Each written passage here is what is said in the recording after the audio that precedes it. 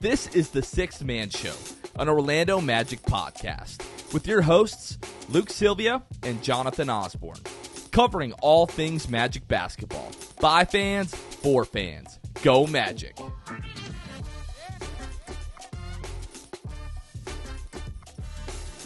What's going on, Orlando Magic fans? You guys are back with the Sixth Man Show. Today is August 3rd. 2023, my little brother's birthday. Happy birthday, little bro. Jonathan Osborne here, as always, joined by my co-host, Luke Sylvia. Luke, what is up? We're, not too much. We've got, finally, basketball is in the air with FIBA. You had Slovenia and Greece play today. You got people scrambling for streams. Just basketball's in the air. So I'm happy about that. And we've got some key basketball coming up for FIBA in the next week. So I'm pumped. Yeah, Saturday, August 5th. I believe it is at 1 p.m. Eastern. Germany, Franz Wagner, Mo Wagner are set to take on Sweden. Still trying to figure out how I'm going to be able to watch this game. There are some different ideas that have been thrown out there, like this website Courtside 1891, where I believe you can pay for a membership or pay to watch some of these games. That idea has been thrown out there.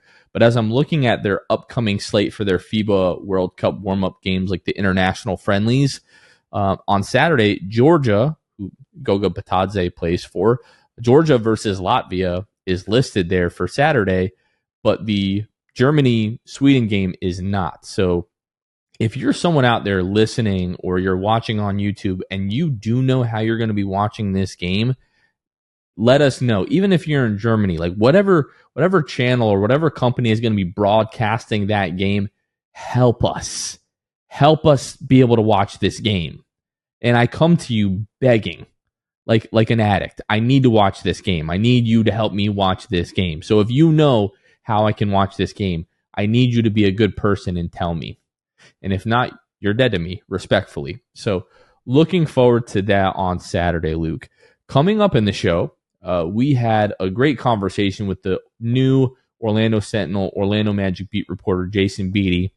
And yes, we talked about him being a lifelong Heat fan and how that is not going to affect his coverage of the Orlando Magic. So very much looking forward to that, Luke. Yeah, I think that there's a lot of people, and I like to think that our listeners are a little bit more sophisticated, but I don't know that that's a fact. I don't know if I believe it wholeheartedly, because I think that there's a lot of people who have already discredited him for being a Heat fan to the degree that they are actually serious that they don't like him, and they've already had these preconceived notions just based on the fact that someone dug up that is a Heat fan. And they dug it up because it was on his Twitter feed from however long ago, but it's not like he was hiding it. I'm sure that he would have told anybody that asked him about his fandom growing up, he would have told you where it lies. I think that, we just need to give him the benefit of the doubt, clean slate. You guys will hear him talk more about it in the interview, and we hope you guys enjoy it for sure.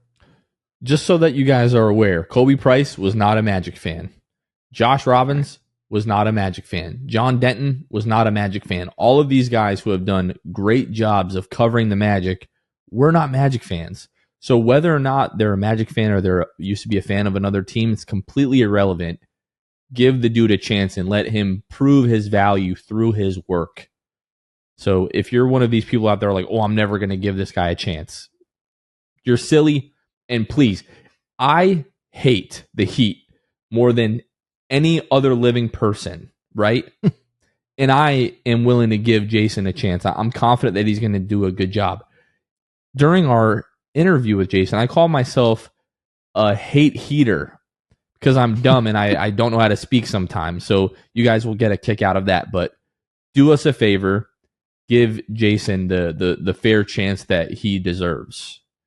So be sure to stay tuned and listen to that conversation. Luke, we did get a bit of Magic news this week. We talked about Jonathan Isaac was launching, the Unitus brand and how he had his launch party. We talked about that on the last episode.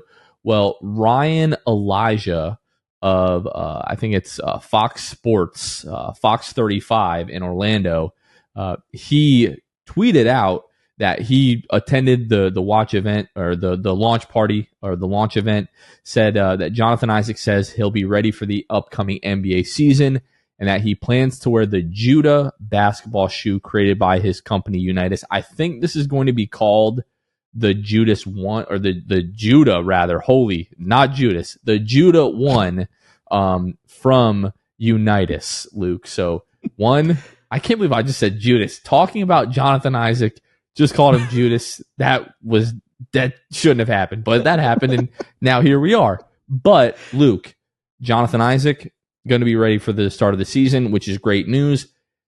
What are your thoughts on the shoe itself, and like Jonathan going to be wearing this shoe that has never been worn on an NBA floor before? A little nerve-wracking. I think if there's a guy in the NBA that is going to try out a shoe from a place that does not typically make shoes for basketball, I don't know that he's the guy I want doing it. I would feel a lot better about it if it was someone not on the Orlando Magic, because as we recapped in the last episode and as you went through that list, our guys don't play a lot collectively, like 55, 60 games on average for basically everybody. So I would rather him not, but what are you going to do? He's going to go out there, he's going to wear the shoe and do what he thinks is best. I'm sure that he thinks about this too. I'm sure he knows, I have been injury prone and I need to take precaution, but clearly, maybe these guys just mastered this one basketball shoe for him and he feels good enough to do it and rep it. And so, yeah, I think that it's the shoe looks fine to me also appearance wise. I don't know that I would necessarily cop it, but I do think that the shoes are pretty good. So that is like a common point that I've seen around social media. Like, hey, this is an unproven shoe brand. There isn't great history in the NBA with unproven shoe brands. Like we go back to like the Big Baller brand, with Lonzo Ball. He did not wear those very long, if he did at all in the NBA. But Jonathan Isaac is a guy that is working with a lot, like significantly more capital than the Ball family was at that time when they developed that shoe. And Jonathan Isaac knows what is at stake. If he's not able to stay healthy, it very well could, mark the end of his time in Orlando. And if, he can't ever get healthy, we've seen that derail a lot of guys' careers. So if anybody is aware, of that kind of risk, it's going to be Jonathan Isaac. And I would like to give him, the benefit of the doubt in this situation that, he hired the right people and hired experts in that field, and that this shoe was tested extensively to make sure that there aren't going to be any issues with it. Aesthetically, I like the look of the shoe. Like the front of the shoe area, I guess. I don't know what that is, the technical term for that, but like the toe box, the midsole, the sole on the foot of the shoe. It sort of reminds me of the Kyries that he has worn for a long time in the NBA.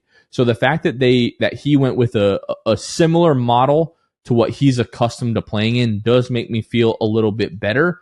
And the thing about a shoe is you can't really tell the quality of a shoe unless like you actually get your hands on it. So I would love to be able to talk to, Jonathan at some point, or whoever helped like develop this shoe and talk more, or maybe not even on our show, but just have him talk, more extensively about what went into the development of this shoe. But Jonathan Isaac is aware, as anybody is, that he needs to be on the floor more. And I would like to think that he wouldn't make a decision like this that would put that at risk, if that makes sense. Yeah. And then the last thing I'll add about these shoes from the picture that you had posted via, let's see. Yeah, Ryan Elijah, X. actually. Oh, I thought we were still debating what social media platform we posted that to. Oh, yes, that as well. No, the picture that you posted of the shoes, I'd say of those three that are on there, he's got basically like a red and black colorway. I think the one I like the most is the white, the all white with the gold little accents and stuff. That's the one that if there was any of them, that's the one I'm copping. Yeah, I like the blue. I like sort of like the gradient midsole, like goes from that kind of like darker blue to like a lighter blue and into the white, and then like the feathers or whatever on like the the back part of the shoe, and it looks like it's got that little like like a lion mane. Maybe it is. I don't really know. I'm comparing it to some of the other shoes, and maybe that's supposed to be alignment. Is it supposed to be wings? I don't really know. But like people that are roasting the look of the shoe, I don't totally get. I think it looks fine. But yeah, we're definitely gonna have a lot riding on these shoes. And the other thing that I'll say that I made the point to somebody on Instagram that they're like, oh, should he really be switching shoes to like somebody that's unproven? I'm like, the Nikes haven't exactly kept him super healthy either. So, right. He's going to make a change, whatever, so be it. So we'll be looking forward to that. In some other news, you may have heard that the Magic have been in the national headlines the last couple of days. The reason for that being is the Orlando Magic were noted as making a $50,000 contribution to the Super PAC or the Political Action Committee. I think it's Never Back Down Incorporated, which is currently supporting Florida Governor Ron DeSantis's presidential campaign. So obviously, people on both sides of the political spectrum have different feelings about this. Me personally, I do find it a little bit strange that obviously people know about the DeVos family and their history and where their political views align, but I do find it interesting that they decided to do that through the Orlando Magic other than just doing that individually themselves. That's as far as I think I'm going to comment on it, but it is national news. And Sopan Deb from the New York Times, it looks like there's a comment made. I don't know if this was Alex Martin's or from the Orlando Magic. I haven't read the piece. I'm just reading this quote on their Twitter. It says, to clarify, this gift was given before Governor DeSantis entered the presidential race. It was given as a Florida business in support of a Florida governor for the continued prosperity of Central Florida. And I'll add one more thing. I really didn't plan on adding anything, but I'm reading the same thing, or I read the quote, and then CBS Sports actually did an article, and they gave that quote, and then it says, according to records from the Federal Election Commission, the donation for the Magic received on June 26th after DeSantis had announced his run for president in 2024 on May 24th. However, the team indicated the check was dated May 19th prior to DeSantis's announcement. So take it as you will. Did they know that he was going to run? I am sure they did. So we just, can leave it at that, and then we can continue. All right, let's go ahead and give a quick shout out to the folks that help make all of our episodes possible, our wonderful patrons, who we love so much. If you're a fan of the show and you like what we do, and it's ever occurred to you like, hey, how can I help this be better or help even allow this to be possible, you can join our Patreon, where as little as $2 a month, you can help support the show and help us do all the things like keep the lights on so that we can do this podcast every month, because there are bills that are associated with putting out content and trying to improve your content at that. And we do other things like we have monthly Zoom calls with our Hall of Fame and Elite Tier patrons, and then our Elite Tier patrons as well. They also have benefits like getting regular season Orlando Magic tickets at discounted rates. So if any of that interests you, you can find us at patreon.com/the6man show. And we shout out our Hall of Fame and Elite Tier patrons on each episode. So as always, we're going to start with our family, the Court cousins, and then Drew Gooden, Armin, Carson Tulo, Jonathan Borges, Normal, Magic Player History, Gabe Gaines, Wiffle, Michael Martin, Jamel Miller, Michael Salapong, The Distract, Donkey Punch Dave, Paolo and Francis, Warmth, Pierre A, Nostalgia and M&M's, Dylan Holden, Mr. Mikey, Eduardo Sanchez, Drummy Drum, Danimal, Dutto15, Bobby Skinner, Goody 93, Teddy Sylvia, Eric Lopez, Fuchsia, Juan Geraldo, Bill Fulton, Edmund Lagona, Jose Esquilin, Destined for Greatness, Caleb Pete, Cannibalism, Time Mr. TV, ESPN Really Sucks, Gear 95 Shred, Junior Bruce, Half Freakin', Shahin 177, Bulby the Don, Himlo, Ban Himro, RM Prop 221, Ray Pastrana, Magic Kid 714, Spank Too Hard, Soft Taco, Victor Cologne, Fanimal 72, Irish Magic Mike, Austin Lampy, Random Hustle, Only France Maria, Keith Wallace, Fritz, Trade for Grady, We Need Dick, Currency Kev, Bruv Sal. Again, a big thank you to all of our patrons. And if you want to join our Patreon, you can find us at patreon.com/The Six Man Show. And now, without further ado, let's get into our conversation with Orlando Magic beat writer for the Orlando Sentinel, Jason Beede.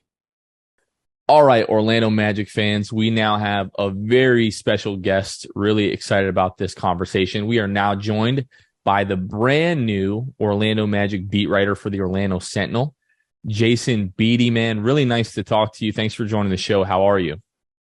I'm doing pretty good. I'm excited to be on the beat, to be around the Magic. I'm excited for the season. I know we're inching closer and closer to that, and I'm really excited to be on the pod with you guys. Yeah, man. How has this last month been for you? Like getting acclimated to your new role, obviously spending more time around the team. I know you mentioned on the radio spot that you did with Brandon Kravitz, you talked that you had some opportunities like a year ago to cover the team, but how is it different now that you're on the everyday beat? Yeah, it's absolutely different. It's different in so many different ways, just from from a journalism perspective, from my daily life. My life has completely changed in terms of going from UCF daily to Magic, now daily as much as possible. But this past month has been exciting. It's been overwhelming at times. I went to Summer League for 5 days. I was out in Las Vegas for 5 days. I had been to Vegas before, but certainly not for 5 days and not for Summer League, which was a ton of work. It was nonstop. Basketball was nonstop reporting, writing, and talking to people and networking. And, it was not too much Vegas fun, but that's Summer League for you. But between Summer League and getting acquainted to the beat and breaking some news and doing reporting and writing and everything in between, it's everything I was hoping for so far, of course. And it's just been really exciting. The one thing you did kind of spend some time talking about on Brandon Kravitz, you briefly alluded to it, right? You said you had covered multiple sports at UCF. You were used to kind of wearing many hats when it came to the beat.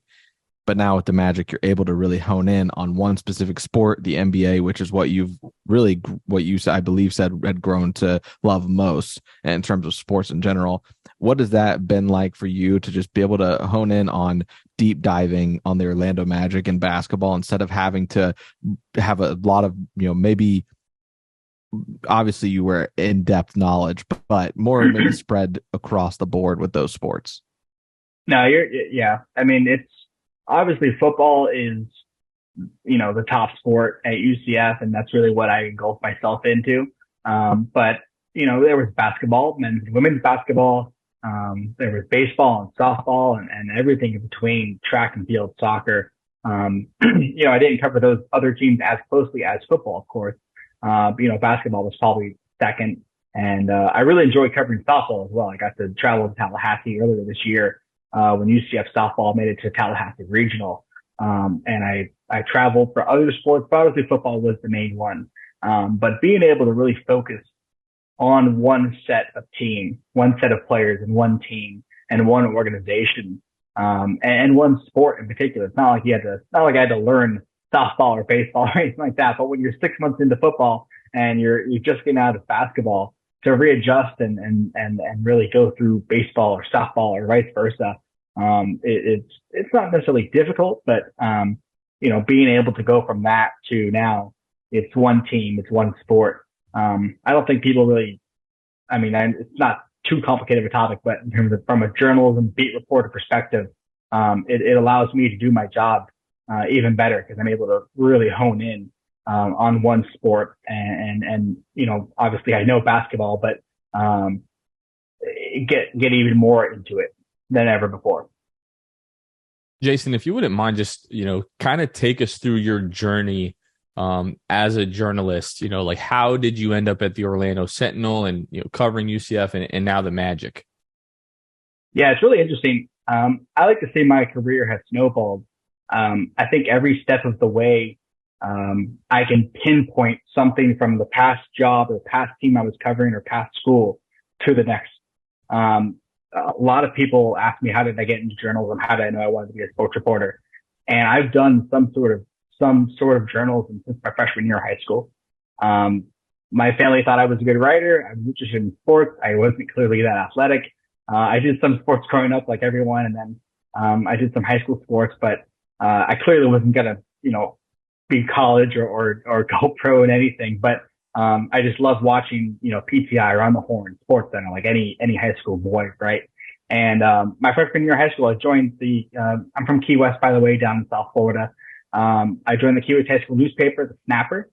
And from there, my freshman year, I wrote about a bunch of different things. Like I wasn't able to choose what I was able to write about because it was just getting introduced to it and writing about a bunch of different things. But obviously I gravitated towards sports. And, my sophomore year of high school, I actually became, more engulfed in it. And by my junior year, I was the sports editor. My senior year of high school, I was the editor in chief with one of my best friends.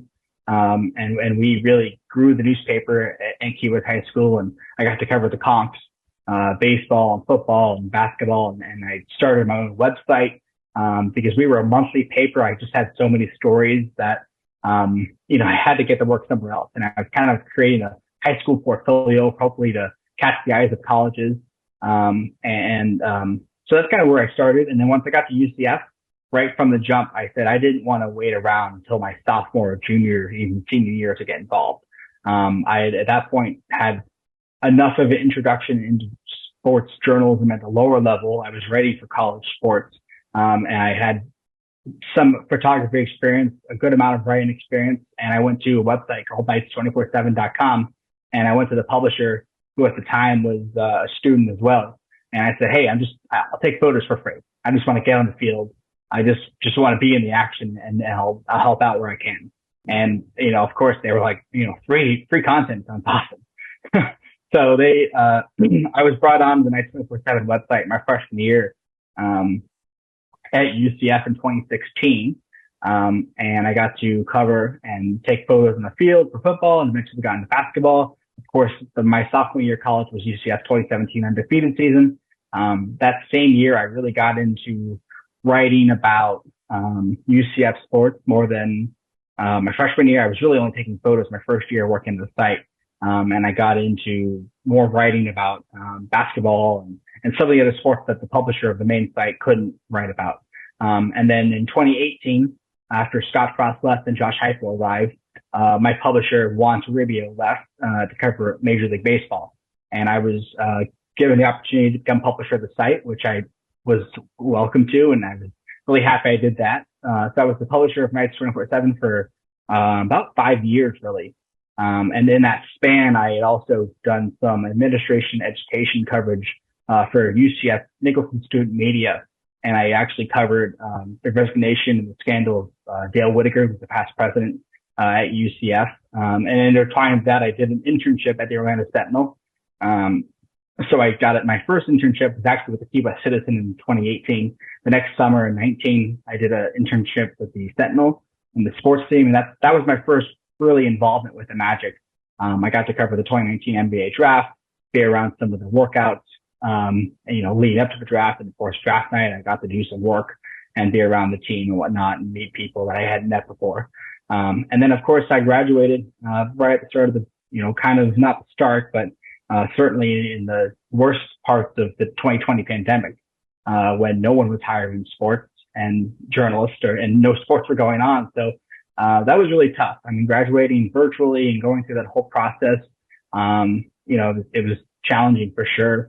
So I decided to stick around with 24/7 Sports for another year, after I graduated, which was worked out for me. I was the publisher of the site. So I was able to thankfully be in a position where I could, support myself and make some money while, sports were shut down, eventually came back.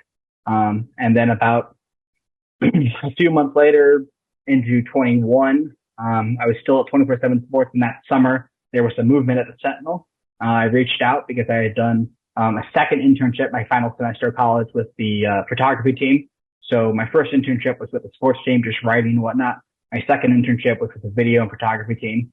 So I got to do a ton of practiced in that. But in August 21, there was some movement, and I reached out and said, I'd love to work for you guys. And I wasn't expecting that they'd be interested in me becoming the UCF beat reporter for the newspaper, but certainly I had some interest in still covering UCF, but I was willing to do high school or whatever, because throughout college I had freelanced and made some side money with the paper. But so I became UCF beat writer for the Sentinel, and I was there for about 2 years until I transitioned into this role about a month ago. So like I said, I really believe everything they're through networking and all the different roles and all the different positions I've been in throughout my career, they've really led on to where I am today.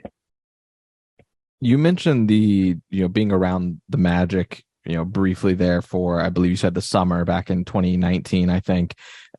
The one thing you didn't mention, I went to the old LinkedIn, Jason, and I was just going down experiences.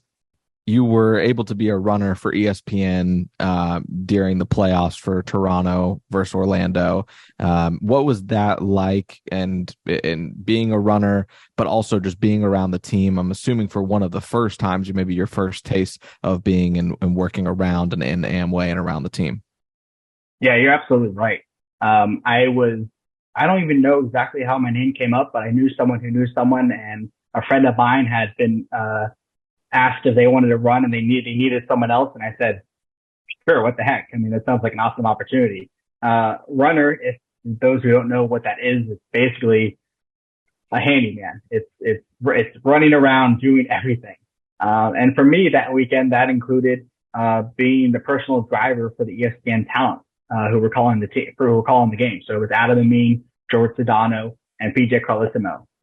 Which it was really special for me. I had met Adam Amin. He was doing college football for ESPN, but just getting into NBA really. So I had met Adam before, and he was able to put me in a good spot where I wasn't like this weird kid driving around PJ and Sedano.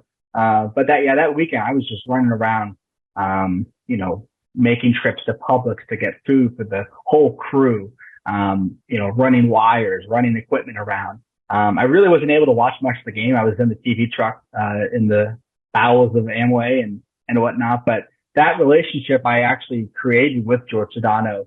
I got to reconnect with him at Summer League, just earlier last month. And he remembered me. I didn't expect that at all. I thought for sure he had surely forgotten about me. But when I ran into him, he totally remembered me, and he put a really nice message on Twitter about that experience and just my pathway to this point. So, being a runner for ESPN was such a small moment, such a small thing. I mean, I was paid. It was great to be a college student and have this little, hey, I worked for ESPN one weekend, on my resume. But, to have that relationship and really curate that relationship with Sedano and still, have him in my professional life and whatnot, it's really special to me. Jason, talk just a little bit about your approach to covering the Magic. Like, what are fans of the Magic who are going to be obviously reading your work? What are we getting, in Jason Beede, the Orlando Magic beat writer? Yeah, that's a really good question. I think when I started covering UCF, I was nervous. I didn't want to ask any questions, and that was when I was just a freshman or sophomore in college. And as I grew into a journalist and a more experienced sports reporter, and even my time covering the administration at UCF, I grew in confidence. I was able to ask tough questions. I was able to write, not just your everyday story, but unique stories, looking for, I'm a big proponent of as much exclusive content as you can get. Post-game press conferences, obviously there are times where you have to use that type of stuff. But I really like to focus on work that you can't find anywhere else. And I'm not afraid to ask tough questions. Obviously, I have to create those relationships, and I have started to create a relationship with Jamal Mosley and some of the players, and meeting them at Summer League and talking to Jeff Weltman and whatnot. But, curating stories that are interesting to read, and really, not being afraid to ask tough questions. I think tough questions are important questions. They might be tough to someone, but, if they're fair and they're well balanced and they're fair to ask, I think it's important to ask those types of questions. So, of course, it comes with hard news, in-depth analysis and features that, are able to tell these players' stories and some of the work they do in the community. And I love writing those types of pieces as well. So it's really balanced where, you get a little bit of everything. In addition, I don't know what we're doing this season in terms of video content and whatnot, but we did have a UCF show. I don't know if we'll be able to do a Magic show, at least in the beginning, but certainly as time goes on, I'm hoping to use my skill set as much as possible in terms of mobile content and other forms of media in addition to my writing. Kobe Price, Jason, did a very good job, which is obviously why he ended up and now he is on the West Coast covering the Lakers. He did what you're talking about, right? He asked the hard questions. He had a really great pulse on just what Magic fans wanted to hear. It was very clear that he wasn't just meeting a deadline and, coming up with a story out of nowhere because couldn't think of anything else. He did an incredible job at that. Can you talk a little bit about Kobe Price, maybe your relationship with him and any tips and tricks of the trade that he's taught you that are specific to covering Magic basketball? Yeah, I don't think people realize how young Kobe and I are. I think he's a year older than me. I'm only 25, and I think he's 26. He graduated a year before me from college, and really, I look up to him even though we're so close in age. I mean, he did such a fantastic job for us. I figured eventually he'd move on to bigger things, but I didn't know it would come so quickly. So when it happened, I was upset. I was like, that's tough. I mean, we've lost some great writers to other organizations over the years. Some of my friends, obviously Kobe's a good friend of mine that I didn't get to work with him very long. But in the year and a half he was with us, it was always, we didn't cross paths too much just because he was always engulfed in the Magic and I was on the other side of town with UCF. But certainly in the past 2 months or so, really, I talk to him, I don't want to say daily, but pretty regularly, in terms of asking questions about not just the Magic itself, but, contract stuff and CBA stuff and other questions about the league. Cause he really is, has a deep understanding of the NBA, not just the Magic. But certainly he's told me about, what certain players are like, what, how veterans will treat you, maybe, how rookies act and, coaching staff questions and everything in between that, obviously I had an understanding of what the Magic were made of, who's on the team and whatnot, but he's given me so much information on agents and, like I said, how the players deal with the media and things like that. So not necessarily like informational help, but also like logistical help as well. So, he is a fantastic resource. And, I'm really lucky that I get to lean on him with questions. He's just a great friend of mine. Kobe is a great dude. Jason, I wanted to now pivot specifically towards the Magic and just, you haven't been following the team super closely for that long, but obviously, you've been in town. I'm sure you're still pretty familiar with the team. Just kind of give like your opinion on the Magic and where they are as a team currently and heading into next season. Yeah, that's an interesting question from my perspective because I've lived in Orlando for 8 years now. And obviously they've gone through some tough times. I mean, I remember when Dwight Howard was here and they made the finals and all that and watching those teams and I've seen success with this organization. But at this time where the Magic are in this current rebuild, that was something that made this opportunity so exciting because this is a team that's on the rise. And I'm not going to say if they weren't on the rise, they wouldn't have taken this job because, it's an NBA job, it's an NBA opportunity. And that was something I was interested in regardless of how the team was doing. But certainly it made it so much more exciting to see to see the Magic on the rise. And the reason I said UCF is because I was able to cover a team and an athletics department that was on the rise during my time. And to see that growth and to see from UCF have success, if the Magic can continue on the pathway they're on, they certainly seem to be heading in the right direction. I believe they should be competitive night in, night out. They almost made the play-in last year. If they can stay healthy and continue to grow chemistry and fix some of those things that they were struggling with last season, certainly they should make the play and potentially the playoffs as well. I mean, I think they're really close to being a really fun team and a competitive team as well. Who is your, player that maybe as you were watching from somewhat afar the last 8 years being in Orlando, you're obviously familiar with this roster and the current construction of it. Who's the player that you enjoy watching or just, when you want to turn on a Magic game, yeah, this is the guy that I would love that I get to watch tonight. I think when I was growing up, and I'm not going to say just the past 8 years because I think I can, pinpoint any of the current young guys on the team. Paulo Banchero, obviously he was just a rookie last year. He was just so exciting to watch, Jalen Suggs. But even growing up, watching the Magic and living in the state of Florida, I love watching, Hito Turkoglu and JJ Redick and those, I know there's older players, but, I've always kind of liked watching the Magic, I guess, even though I didn't grow up a Magic fan. I know we're going to get to that later in the podcast, but, certainly, this roster of young guys, and Markel Fultz and some of these they're just so exciting to watch. I just think they're a really fun team. Certainly it's a talented roster that has a lot of potential. So Jason, you alluded to it just a moment ago, but let's address the proverbial elephant in the room. Shortly after it was announced that you were going to be taking over as the Orlando Magic beat writer for the Sentinel, some of your tweets were unearthed, revealing that you have been a lifelong Miami Heat fan, and we wanted to ask you about that. And just we understand that will not affect the way that you cover the Magic, but can you just talk a little bit about that so anybody that may be on the fence about that could really have a different perspective of you? Yeah, absolutely. And I understand all of that. I mean, I get it. They're fans, right? I mean, if I were in their shoes, I'd probably feel the same way about myself.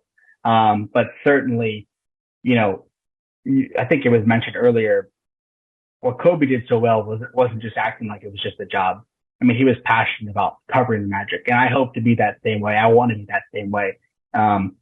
And even though it is just a job per se, I'm still passionate about my job. I'm still passionate about my work and my storytelling and my reporting. Otherwise I wouldn't be in this business because this isn't just a job. I mean, the way I do my work is it's fun. It doesn't feel like a job for me. And I don't allow those types of things to interrupt my job and what I'm doing, while I'm working. And even though I was a UCF student and now a UCF alum, I've never gone to a UCF game as a fan or rooted for UCF. I was always able to really, be independent of that and just cover UCF, the best way I could. And, I read some of those tweets and, I think obviously there's always going to be a minority of people that are never going to let it go. And that's fine. I respect that. But at the same time, I hope that, not just this conversation, but future conversations that we have and my work is able to prove that, none of that really matters in terms of when I'm covering the Magic. I'm passionate about it and really happy to be doing this. Yeah, I'm glad that you say that. We obviously understood that, but people are understandably emotional. Myself, you will not find a bigger hate heater on the planet than me. Was really glad that they lost in the finals, just to throw that in there. But no, we respect the approach that you're going to have, and you're going to be a professional. Obviously, you're super passionate about your work. So, if it means anything, we really hope that everyone's going to give you a fair chance and let you prove it to, Magic fans that, you're going to do right by them and you're going to do a good job of covering this team. And I'm sure you will. Jason, we just wanted to say thank you again for taking the time and joining the show. Do you want to let everyone know where they can find you, perhaps on social media, and where they can look to be on the lookout for your work that's coming up this season? Yeah, absolutely. You can follow me on Twitter at @TheRealBeede. Of course, OrlandoSentinel.com is where you can find all of my work.